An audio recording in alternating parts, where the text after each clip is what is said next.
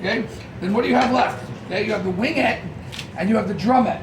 Right? When you go out for chicken wings, you get a basket of chicken wings, you're normally going to be eating a mixture of chicken wingettes and drumettes.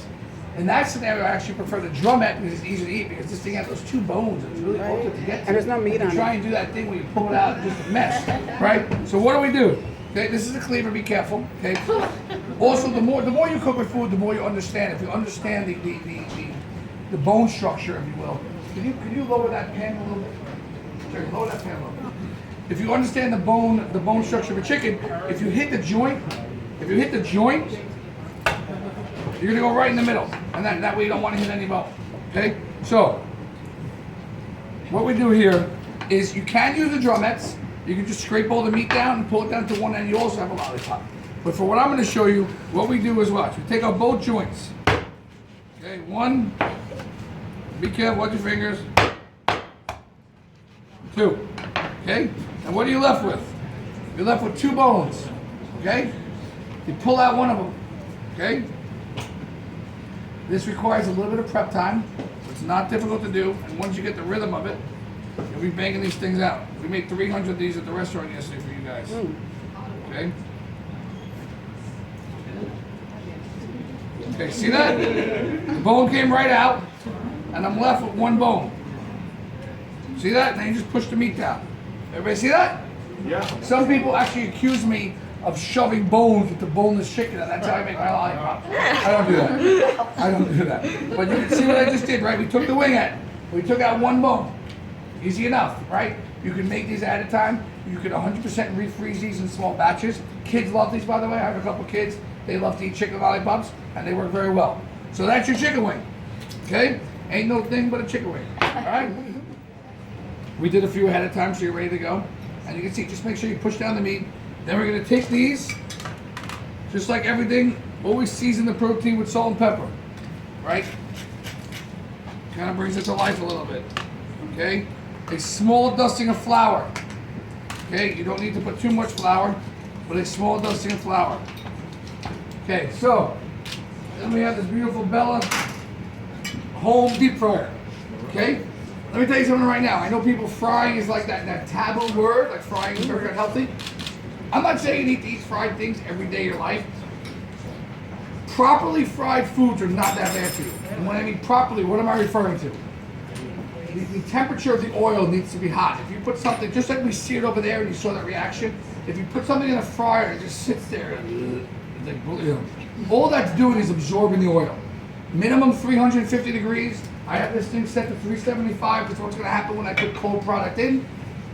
Drop the temperature of the oil, so I'm going to start at 375. Most importantly, make sure you don't have too much oil. You don't want small batches. But properly fried foods, and these are great to have at home. Again, you don't need to use it every day. You can keep it someplace safe. You don't need to change the oil every time. Okay, they work really, really well. So I'm gonna get these bad boys cooking. And you can't see from where you are, but these are bubbling away, which means that the oil is nice and hot. And they're reacting to a hot temperature. Are you starting to cook your batches? Or? Yes? What kind of oil do you use?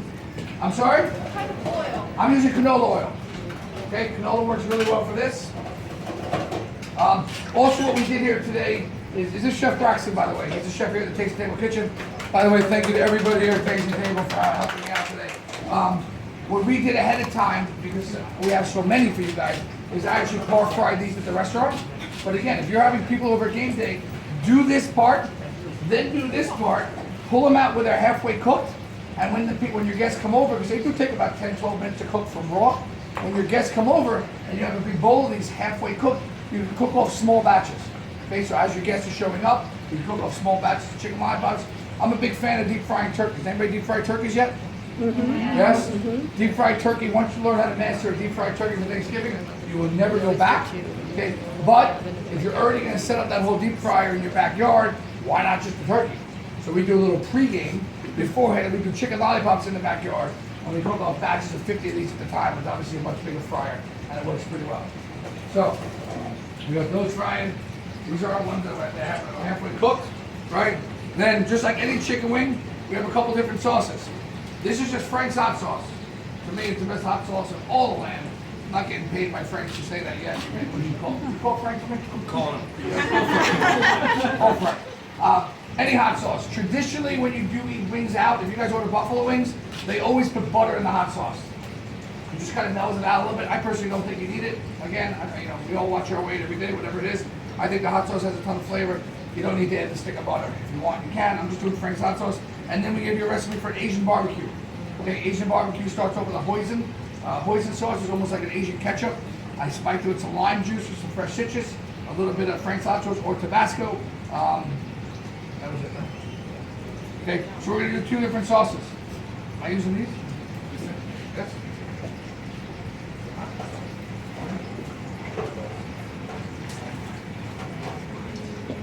We also have some pickled cucumbers to go with the Asian barbecue, and then we have some celery sticks and cucumbers or carrots and celery. Always a shout out to that with buffalo wings, with hummus, with guacamole. It's always nice to have an option as opposed to just tortillas. All right, so how do I know when these are done? When they're as golden brown as can be. Okay. The best thing about these chicken lollipops is they're actually surrounded by chicken fat. Which, how about you? It's really delicious and crispy.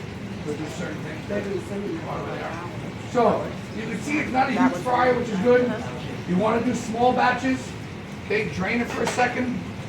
Okay. If you want to throw it on a paper towel, you could. There's nothing in the world if you don't. Whenever you bring anything out of the fryer, just a little bit of salt, especially French fries or anything like that. We're gonna mix these up with the 2 pans. Okay, a little hot sauce. And also, don't dip. Like salad, like you guys eat salad with sauce on the side. Next time you go to a restaurant, instead of ordering salad, you're dressing on the side. Just say light dressing. These things are a lot better when they're just coated, just like these. All right. Then when you put these out,